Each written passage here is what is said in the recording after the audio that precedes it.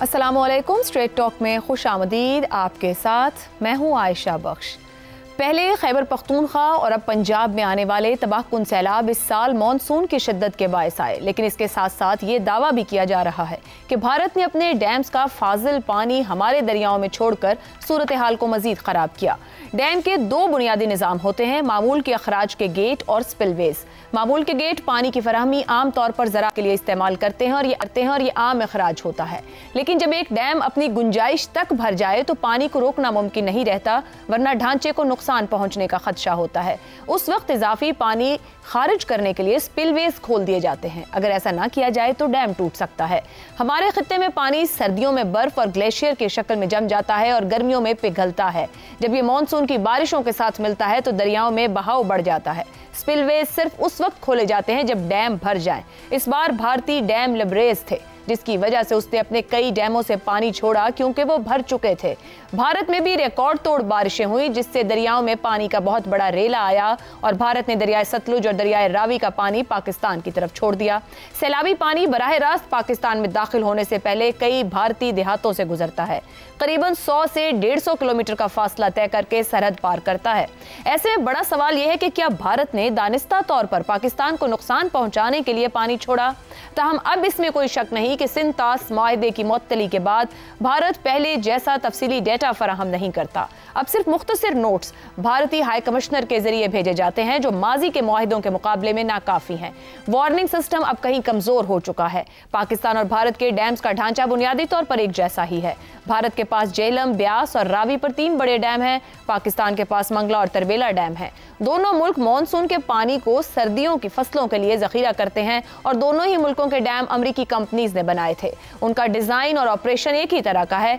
ताहम इस बरस सूरत हाल संगीन हो गई। ब्यास पर पोंग डैम, सतलुज पर भाखड़ा डैम और रावी पर माधोपुर हेडवर्क्स 23वीं अगस्त से 25वीं अगस्त के दरमियान खतरनाक सतह पर पहुंच गए। भारत ने स्पिल फेस खोल दिए और माधोपुर बैराज पानी के दबाव से टूट गया। भारत में डैम से बिजली पैदा करने का इख्तियार वफाकी हुकूमत के पास है, इसीलिए नई दिल्ली में मोदी हुकूमत इस बहरान को बेहतर तरीके से संभाल सकती थी। रावी पर 10 डैम भारतीय पंजाब में है, जहां मोदी मुखालिफ आपकी हुकूमत है। बीजेपी की वफाकी हुकूमत ने बर वक्त डाटा शेयर किया, न ही वार्निंग जारी की। नतीजतन भारतीय पंजाब में शदीद नुकसान हुआ।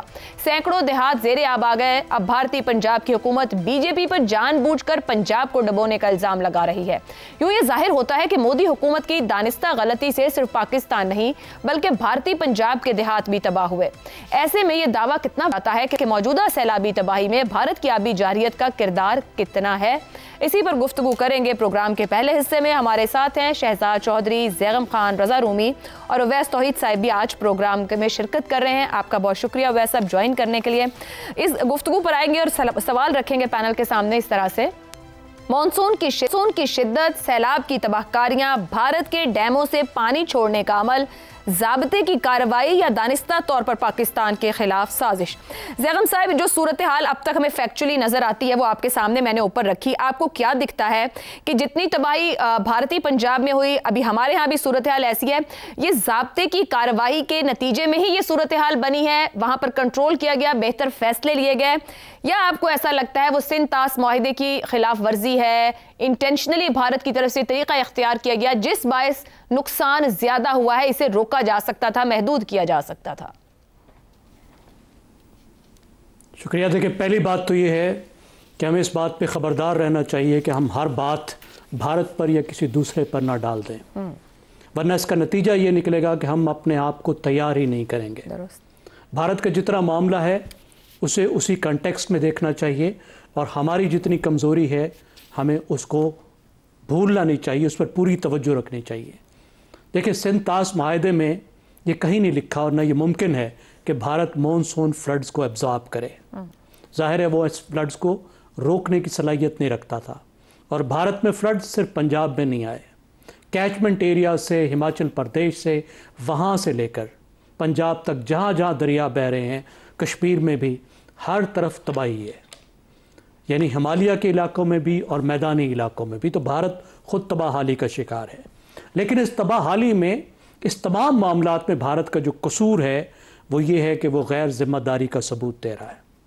एक ऐसे मामले पर जो मुश्तरका मामला है उसमें वो दुश्मनी पर उतरा है। वो क्या है कि उसने अप्रैल में हमने देखा कि इंडस वाटर ट्रीटी को उसने मुअत्तल कर दिया। अब उसके नतीजे में क्या हुआ है? उसके नतीजे में यह हुआ है कि पाकिस्तान को डेटा शेयरिंग नहीं मिल रही। अब आप देखिए इस वक्त पाकिस्तान में क्या हो रहा है, आपको 3-3 घंटे का डेटा नीचे मिल रहा है और आप नीचे तैयार हो रहे हैं। आपको जैसे जैसे ऊपर का डेटा मिलता है तो नीचे वाला ज़िला अपनी तैयारी करता है। इस तरह का डेटा आपको चाहिए होता है बेहतर तैयार होने के लिए, लाइव डेटा, और ऐसा डेटा जो हर कुछ घंटे के बाद आपको दस्तयाब हो। और ये वो डेटा है जो इंडस वाटर्स ट्रीटी के तहत भारत को हमारे साथ शेयर करना चाहिए था। वो डेटा देना उसने बंद कर दिया और उस डेटा की बजाय उसने सफारती तरीके से वक्तन फ़वक्तन अलर्ट हमें देने शुरू किए, जो इस तरह की तबाही में बिल्कुल नाकाफ़ी हैं। अब उसको जो बदतली है उसको छोड़कर या कोई तरीका ढूंढ के वापस हमें इंफॉर्मेशन शेयरिंग की तरफ जाना चाहिए था, वो नहीं गया। ये उसका बहुत बड़ा कसूर है, इस पर उसका कसूर बनता है, हमें उसको अदालत में ले जाना चाहिए और बैनुल अक़वामी मीडिया में भी इस पर उठाना चाहिए, तमाम बैनुल अक़वामी फोरम्स में जहां उठा सकते हैं। लेकिन अगर ये डेटा अवेलेबल भी होता तो क्या हम इस तरह के फ्लड के लिए तैयार थे? मेरे ख्याल में तो बिल्कुल नहीं थे।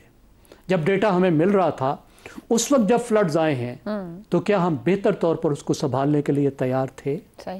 देखिए 1992 का एक सुपर फ्लड तो मुझे याद है, मेरी उम्र के लोगों को भी याद है, जो झेलम दरिया से शुरू हुआ था और मंगला डैम से उस वक्त उसका आगाज़ हुआ था, क्योंकि हमने मंगला डैम को मिसमैनेज किया था और उसको कंट्रोल नहीं कर पाए।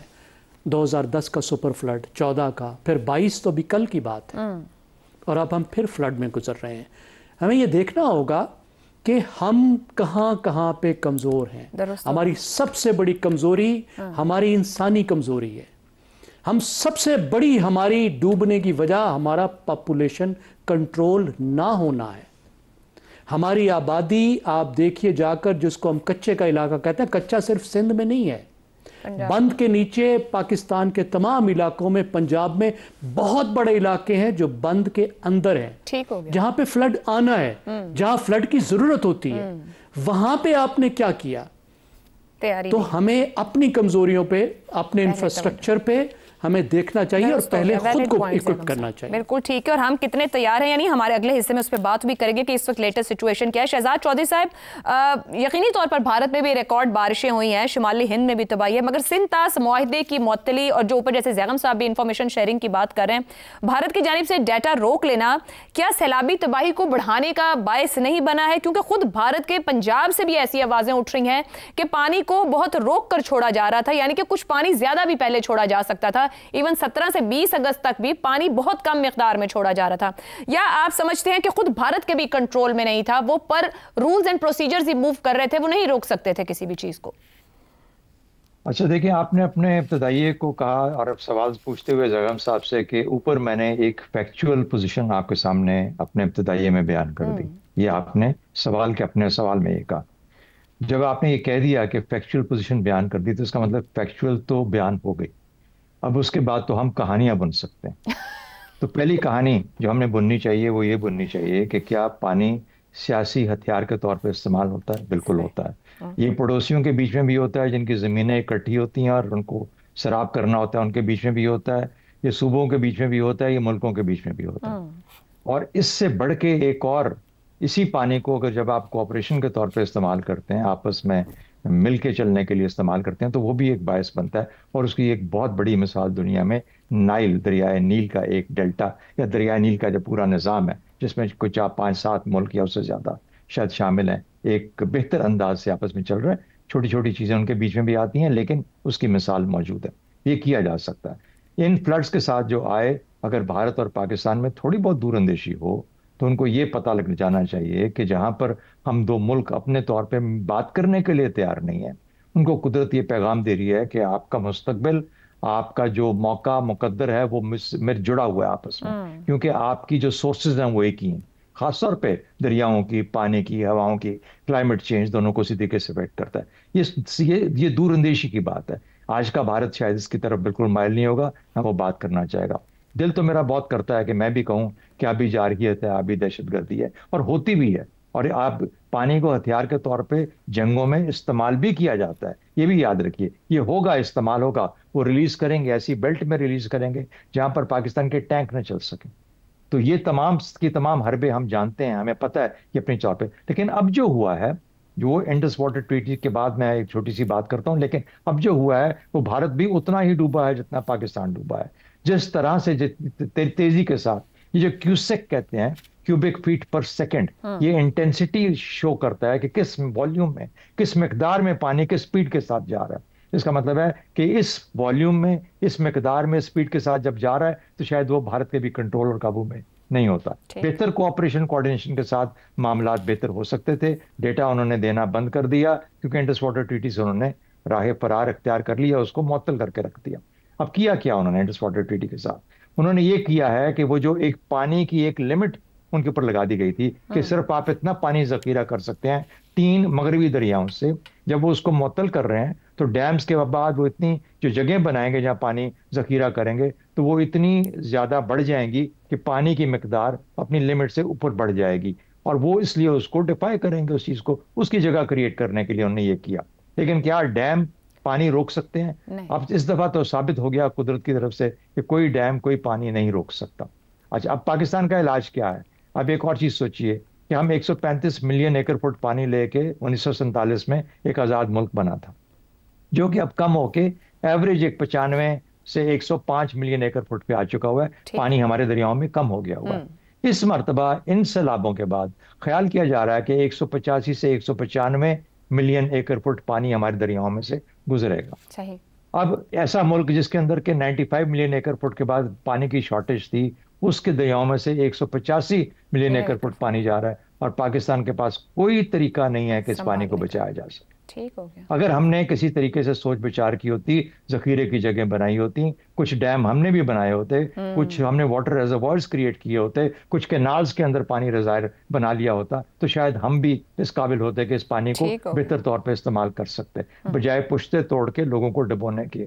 ये जो ऑप्शन है उससे हमें बचा जा सकता है। बहरहाल ये वो कमजोरियां हैं जो कि दहाइयों पे मुक़ीद हैं, जो अब हमें काटने को आ रहे हैं। दुरुस्त हो गया। वैसे जितनी गुफ्तगू हो रही है यही बात की कि अपनी कमजोरी पर भी तवज्जो देने की जरूरत है, लेकिन अपनी कमजोरी तो ठीक है साथ चल रही है, मगर दूसरे की तरफ से की गई तेजी या चालाकी उस कमजोरी को शायद ज्यादा हाईलाइट कर देती है। आपके ख्याल में ये जो हमारे दरियाई निज़ाम है, दोनों मुल्कों के दरमियान मुआहदे हैं, जिस जगह पर इस वक्त हम खड़े हैं, सिंध तास मुआहदे से आगे बढ़ के आफात और इन चीजों से निपटने के लिए अब आज के दौर में 2025 में पाकिस्तान और भारत को ज्यादा इस पर बात करने और नए मुआहदों की जरूरत है? शुक्रिया आयशा। देखिए, सबसे बड़ी बात तो ये कि भारत जो है उसने अपने इरादे, या नरेंद्र मोदी की बीजेपी हुकूमत ने अपना इरादा तो वाज़ेह कर दिया था। पहलगाम के दहशतगर्द वाक़े के बाद पाकिस्तान पे जिस तरह उन्होंने डिप्लोमेटिक चढ़ाई की थी, जिस तरीके से इंडस वाटर ट्रीटी को टू होल्ड इट इन एबेंस या उसको सस्पेंड किया था, तो उसी वक्त हो गया था कि ये जो है आबी जारियत अपना रहे हैं। और इसकी मिसाल कहीं नहीं मिलती थी कि वर्ल्ड बैंक जिसका आर्बिटर हो वहाँ पर आप ऐसा इक़दाम करें। देखिए, ये जो इंडस वाटर ट्रीटी थी उसके अंदर एक आर्टिकल 48 था जिसके तहत दोनों मुल्कों पे ये क्लैरिटी के साथ लिखा हुआ था कि आप एक दूसरे को जो पानी की ज़्यादती है या पानी की कमी है, दरियाओं का जो बहाव है, उसके बारे में आप डिटेल बताएंगे। अब जाहिर बात है पाकिस्तान की तरफ से दरिया तो नहीं बह रहे इंडिया की तरफ, चाइना और फिर चाइना से इंडिया, इंडिया से पाकिस्तान, तो इंडिया ही को बताना था। तो एक वजह हुआ था एक निज़ाम, और वो उस ज़माने के अंदर टैलेक्स के ज़रिए होता था। फिर टैलेक्स के ज़रिए जब हुआ तो जब ये 73 का फ्लड आया और बहुत उसने तबाहियाँ मचाई, तो उस वक्त ये तय हुआ कि भाई ये टैलेक्स तो बाद में आता है और फ्लड पहले आ जाता है, तो कोई और आप निज़ाम वज़े करें। उसके बाद ये हुआ कि जम्मू ब्रॉडकास्ट से 4 दफ़ा ये होना था कि ब्रॉडकास्ट होना था, और पाकिस्तान कुछ अरसे तक हर सीज़न के अंदर, ये मेरे ख्याल में जुलाई टू अक्टूबर था, वो 10,000 रुपये भी देता था उनको, तो वो भी वजह था। फिर 89 के अंदर जब 88 का जो ज़ैगम सुपर फ्लड की बात कर रहे हैं जिसने बहुत तबाहकारियाँ मचाई थी, उसके बाद फिर भारत के जो वाटर कमीशन के हुकाम थे उनका भी एक इजलास हुआ लाहौर में, पाकिस्तान वाटर कमीशन के भी लोग बैठे और उसमें ये हुआ कि जी अब आप जो है कुछ और आप तरीके करेंगे तो इसके अलावा भी, जम्मू ब्रॉडकास्ट के अलावा भी, तो फिर उनके ये हुआ कि जी हर चीज़, वॉल्यूम, कितना पानी आ रहा है, फोरकास्ट कितनी है, वो एक परमानेंट इंडस कमीशन के तहत एक तरीक़ेकार वजह था। और अब तो आप देख लीजिए कि इस दफ़ा क्या वाकई भारत की जारियत है या भारत की जो है कोताही है या भारत ने अमली तौर पे ये मुजाहरा किया है कि पाकिस्तान को नुकसान ज़्यादा पहुँचे। तो जो भी माहिरीन हैं, जो जितनी मेरी उनसे बात हुई है, जो इंडस वाटर कमीशन का हिस्सा रहे हैं, पाकिस्तान वाटर कमीशन का हिस्सा रहे, उनका मानना ये है आयशा कि ये अगर पहले जो एडवांस के अंदर ये दे देता हमें वार्निंग, तो रिलीफ और रेस्क्यू के अंदर शायद बेहतर होता। ये फ्लड्स तो आने थे, ये जो एक्स्ट्रा ऑर्डिनरी सिचुएशन है जो इंडिया के अंदर भी तबाहियाँ हैं, जम्मू के अंदर, कश्मीर के अंदर और पंजाब के अंदर इस वक्त जहाँ पर हम अपनी सूरत हाल से दरपेश है, जो हमें गुजरात के अंदर, मुल्तान के अंदर, लाहौर के अंदर, रावी के अंदर, सतलज में, चनाब में, तो ये जो तीनों रिवर्स की जो डेटा शेयरिंग थी ये उन पे लाजमी करार दिया। अब लगता ये है कि इन्होंने खानापुरी की है कि डिप्लोमेटिक चैनल से हमें ये अलर्ट जारी किया है और उससे दो तरीके से, एक आखिर में सिर्फ बात करूंगा आयशा, कि मैसेजिंग ये है कि दुनिया को मैसेजिंग ये है कि देख लीजिए हमारे तो ताल्लुकात भी जो है बिल्कुल डिप्लोमेटिक टाइज नहीं है, उसके बावजूद हम इंसानी बुनियादों पर पाकिस्तान को हम ये अलर्ट जारी कर रहे हैं और इंडस वाटर ट्रीटी भी हमने जो है सस्पेंड की हुई है उसके बावजूद भी। और दूसरी तरफ जो नरेंद्र मोदी की हुकूमत है वो लोकल ऑडियंस को जो है अपनी एक स्ट्रॉन्ग मैसेजिंग ये कर रही है कि जी देखिए कि हमने इंडस वाटर ट्रीटी पे कोई समझौता नहीं होगा जो हमने पहलगाम के वाक़े के बाद पाकिस्तान के खिलाफ किया था। तो मुझे ये लगता है कि इस वक्त पाकिस्तान और इंडिया को, जिस तरह से शहजाद चौधरी साहब जो कह रहे थे कि पाकिस्तान को अपनी फॉरेन पॉलिसी के अंदर क्लाइमेट जो चेंज है और क्लाइमेट का जो है वो एस्पेक्ट अपना रखना है, इंडिया के साथ क्या ताल्लुक होना है, ठीक हो गया, बांग्लादेश के साथ क्या होना है, अफगानिस्तान के साथ क्या होना है, आपको हमसायों को साथ ऑन बोर्ड करने की जरूरत है, हमसायों को भी चलने की जरूरत है। मगर रज़ा रूमी साहब, जो भारत ने किया है, जारियत कहा जाए उसके कंट्रोल से बाहर था या वो अपनी पर पॉलिसी चला, उसने ऐसे ही बिहेव करना था? क्योंकि खुद भारतीय पंजाब में भी तबाही हुई है, नुकसान हुआ है, आपके ख्याल में कहीं फिक्स किया जा सकता है इस मामले को, या ये तो ऐसा होना था जैसा सैलाब आया? देखिए, बात यह कि इसमें तो कोई शक नहीं है कि पाकिस्तान और भारत के जो कशीदा ताल्लुकात हैं उनकी वजह से ये आबी जारियत जो आप कह रही हैं वो मुमकिन हुई है। और लॉन्ग टर्म में तो यही है कि ये दोनों ममालिक जो हैं कम से कम माहौल, क्लाइमेट और कुदरती आफात इस तरह की जो है उनके ऊपर कॉपरेट करना सीख लें। ये उन्हीं के फ़ायदे, दोनों ममालिक के फ़ायदे में। जो कुछ इस वक्त इंडियन पंजाब में भी हो रहा है आप लोग देख रहे हैं, और वहाँ भी बहुत ज़्यादा नुकसान हुआ है, बहुत दिलखराश किस्म की वहाँ से रिपोर्ट्स आ रही हैं। ये मसाइल तो ये जो मौसमियात हैं और ये आफात हैं ये सरहदों को नहीं देखती, उनका कोई गरज नहीं होती कि लोगों ने जो बॉर्डर्स बनाए हैं उनसे कोई वो उनको माने या रुक जाएं। मगर यहाँ पे जो बड़ा सवाल है आयशा, वो इंडिया की जारियत के अलावा जो बड़ा क्वेश्चन इस वक्त दरपेश है पाकिस्तान को, वो हमारी नाकिस तैयारी है, प्रिपेयर्डनेस जिसको कहा जाता है डिजास्टर की। जबकि हम अच्छी तरह जानते हैं, देखिए 2010 में आप सबको याद है कि यहाँ पर एक बहुत ही खौफनाक किस्म के सैलाब आए थे, आधा मुल्क जो है वो डूब गया था, कितनी ज्यादा नुकसान हुआ उस वक्त भी। और ये 15 साल पहले की बात है। तो क्या 15 साल में कोई एक ऐसी कौम जो है जिसमें थोड़ी सी शऊर हो, अकल हो, एहसास जिम्मेदारी हो उसके हुक्मरान तबके में, तो वो उसकी तैयारी नहीं कर सकते? और तैयारी जो है वो लाजिम है। अब तो ये जो इस साल अभी तबाही फैली है, इसके बाद तो अगर ये नहीं होगा तो मैं समझता हूं कि पाकिस्तान के अवाम जो है वो उठ खड़े होंगे। उसकी वजह यह कि अभी आप देख रही हैं जो वीडियो स्टेटमेंट्स आ रही हैं, जो किसान बेचारे पंजाब में इस वक्त उनकी सारा कुछ फसलें, उनके माल मवेशी, उनके घर सब कुछ बह गए हैं। कौन रिहेबिलिटेट करेगा? और कौमी सतह के ऊपर जो फूड इनसिक्योरिटी का मसला होगा वो हम उससे कैसे डील करेंगे? चुनाचे 3 चीजों की इस वक्त जरूरत है। नंबर 1 तो जो हमने कहा तैयारी की, प्रिपेयर्डनेस जो है। दूसरी ये है कि अर्ली वार्निंग सिस्टम्स। ये तो देखिए ना, इंडिया बताए ना बताए तो क्या हमारा महकमा मौसमियात और हमारे जो इदारे हैं जो कि जिनकी कारकर्दगी मैं समझता हूं इंतहाई नाकिस बल्कि सिफर के बराबर है, क्या उनको मालूम नहीं है कि ये इस जो है फेज में, और उनको तो मालूम है, उन्होंने अगले साल का बता दिया कि अगले साल 22% ज्यादा आएगा, और इस साल जनवरी फरवरी से बताया हुआ था कि पिछले साल से हालात आगे होंगे। आयशा बिल्कुल उन्होंने बताया हुआ था। तो फिर उसके बाद ये एनडीएमएज और पीडीएमएज और सूबाई हुकूमतों का काम है ना कि वो उसके लिए तैयारी करें और वार्निंग दें लोगों को।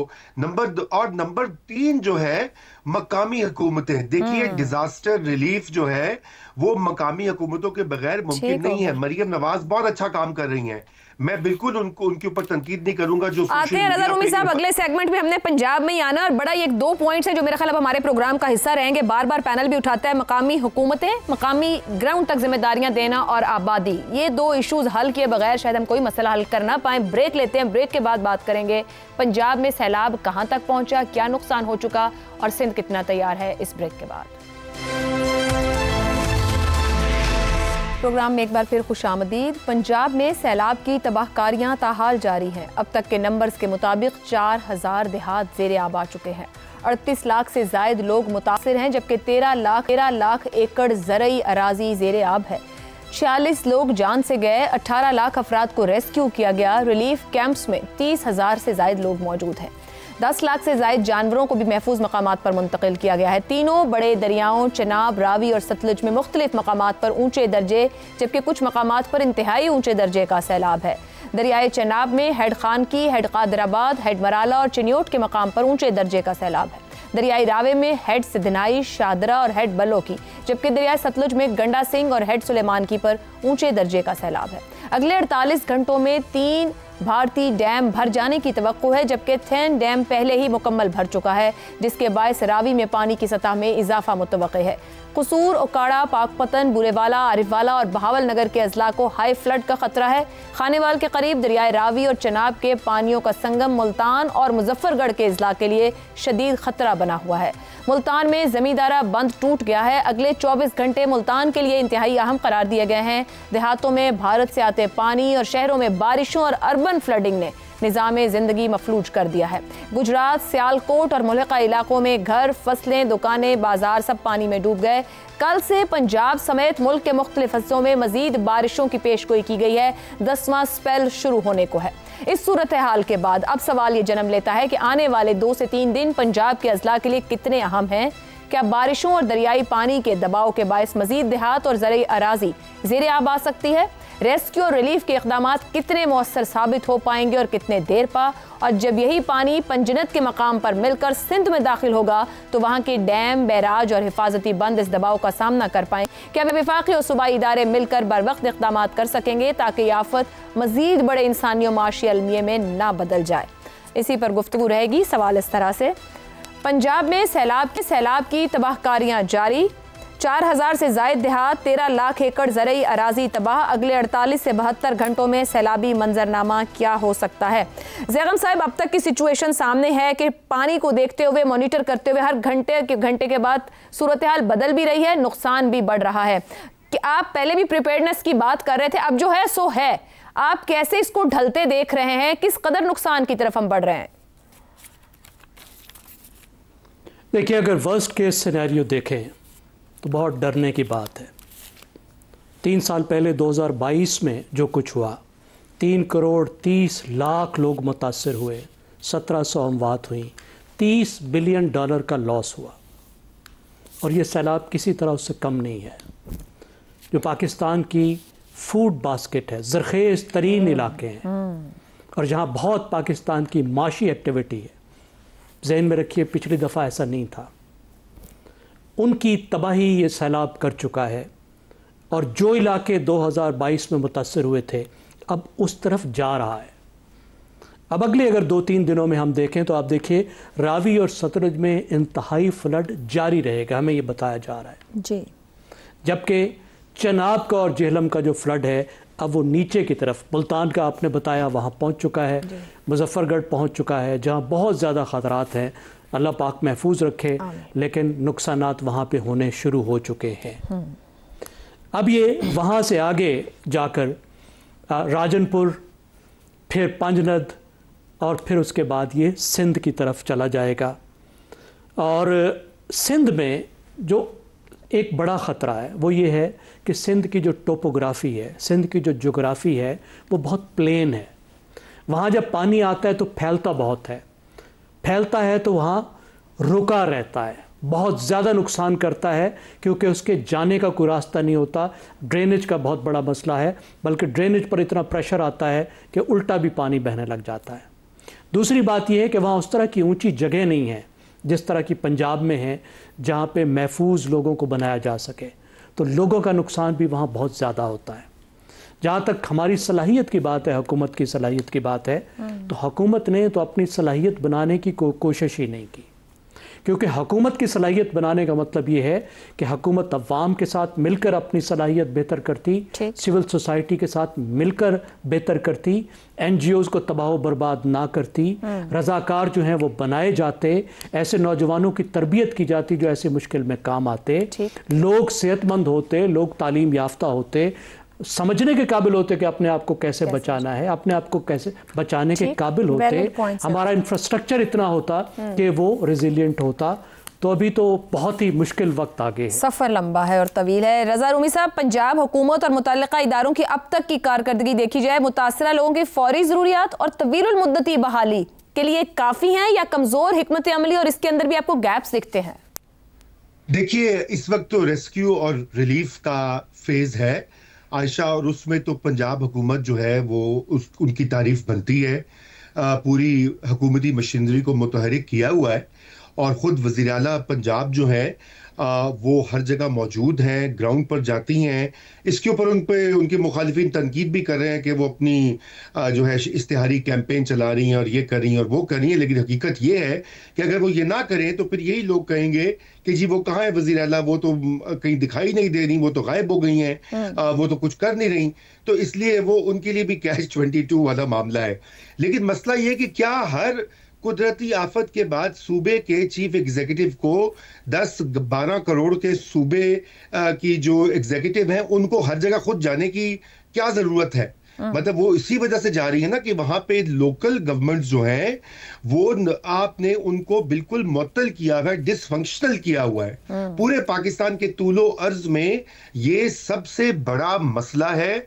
और चीजें तो छोड़ दीजिए, माहौलियाती तब्दीली और आफात से उनकी तैयारी के लिए, उनका मुकाबला करने के लिए आपको मकामी हुकूमतें चाहिए और ये बात बार बार कहनी चाहिए, असर हो कि ना हो।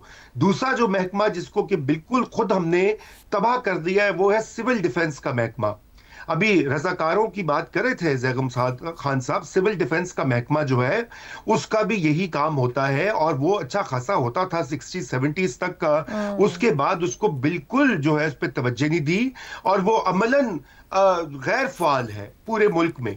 उसको बहाल करने की जरूरत है। ये जो ऑपरेशन रज़ा रूमी साहब, ये अप्रोच हमें बदलना पड़ेगी कि हम इदारों को शख्सियत तक महदूद कर देते हैं, तो वो इदारे तो बचते ही नहीं ना कि काम करें और डिलीवर कर सके।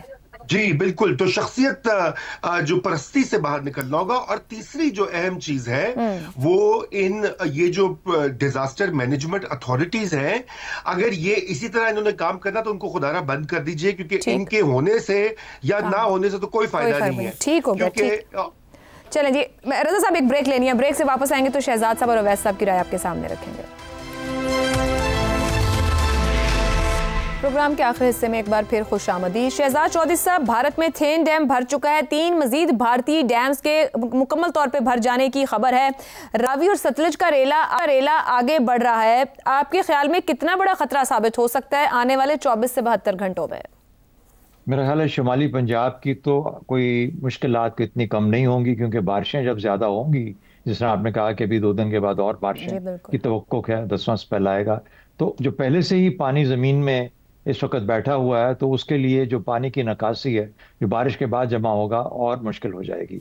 देखिए, शुमाली इलाकों में जब दरिया बहते हैं तो बहुत तेज़ी से बहते हैं, क्योंकि पहाड़ों से जो पानी आ रहा है और जो उसका ग्रेडियंट होता है ज़मीन का वो इतना तेज़ होता है नीचे की तरफ कि पानी की रफ्तार ख़तरनाक होती है। पानी बहुत तेजी से हर चीज़ को बहा ले जाता है। जब ये प्लेन्स में आता है, जहाँ जनूबी पंजाब का इलाका, सतलज और रावी जहाँ पे आके मिल रहे हैं, फिर आगे उसके नीचे फर्दर साउथ, तो जब सिंध में जाएगा तो पानी का फैलाव, जिस तरीके से जैगम साहब ने कहा, वो बढ़ जाता है।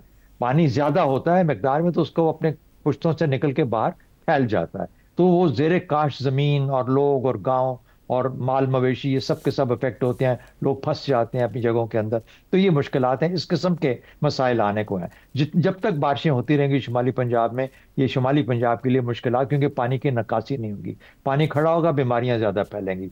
तो इस वक्त अगर मैं हुकूमत में हूँ तो मैं क्या क्या करूँ? मिसाल के तौर पर फूड सिक्योरिटी जो हमारी मिनिस्ट्री है, उसका काम ये होना चाहिए कि सबसे पहले तखमीना लगाए कि कितना ज़ेरे काश्त रकबा पाकिस्तान का, चाहे वो मुंजी की फसल थी शुमाली पंजाब में या सिंध में या उस तरफ जो जाते हुए नीचे, कौन कौन सी फसलें हैं जो किस हद तक तबाह हुई हैं, पाकिस्तान की एक्सपोर्ट्स कितनी मुतासर होंगी, पाकिस्तान की खुराक की जो रिक्वायरमेंट है वो किस तरह मुतासर होगी, और उसका अगले 2-4 महीने 6 महीने में क्या बंदोबस्त हुकूमत पाकिस्तान को करना है, फंड्स चाहिए या फंड्स मुख्तस करने हैं, वो प्रोग्राम बनाना पड़ेगा। दूसरा, बीमारियां बहुत ज़्यादा होंगी, कॉलरा, क्योंकि निकासी का कोई तरीका नहीं है और पानी वहाँ जम जाता है, रुक जाता है वहाँ पे, तो इसलिए निकासी की वजह से, पानी के रुकने की वजह से बीमारी के लिए कितना पैसा मुख्तस करना है, दवाइयाँ कौन सी चाहिए, डेंगू आएगा, डेंगू लाहौर में अलर्ट जारी कर दिए गए हैं 3 से 4 बीमारियों के लिए।